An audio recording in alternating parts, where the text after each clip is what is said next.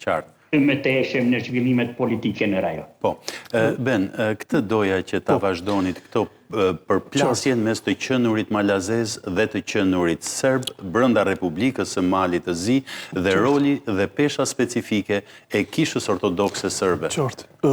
Zoti Mehmeti prap mund ta shpjegonte më mirë, po unë do jap këndvështrimin tim. Në Beograd ju e dini që ka më shumë malazez se kanë në gjithë Malin e Zi. Ndërkohë që serbët kishën e tyre e kanë më institucionale për momentin moderne në Malin e Zi. Dhe ushtria e vërtet e Vučićit në Malin e Zi është kisha. Dhe t'ju them dhe një element, ndoshta për këtë mund të ndihmoj zoti Mehmeti, ka më shumë përpjekjet të zotit Vučić për manastirin e Ostrogut se sa për veriun e Kosovës, të po e them në mënyrë simbolike, se ne dim se qa bëhet në veri. Pse?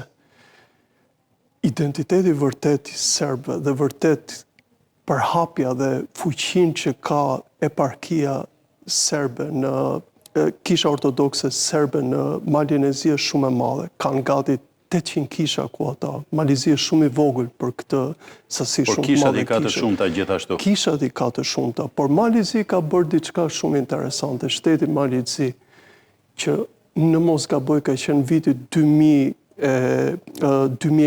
në mos gaboj, miratoi një ligj që kishat që ishin para vitit 1918 nuk kishin objekt pronësie, ato me njerë automatikisht vjeshin nën juridiksionin e kishës autoqefale të Malizi. Kisha autoqefale Malizi ka një lloj ngjashmërie me kishën tonë. Është riformuar me ndihmën e kishës Konstantinopolit, të Stambollit, të Fanarit.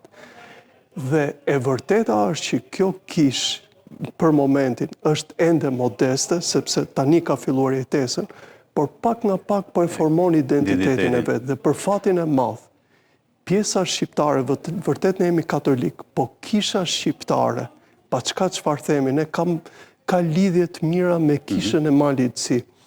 Ka një diçka që dua ta them për kuriozitet për emisionin tuaj. Në Shqipëri, në manastirin e Shëm Vladimirit,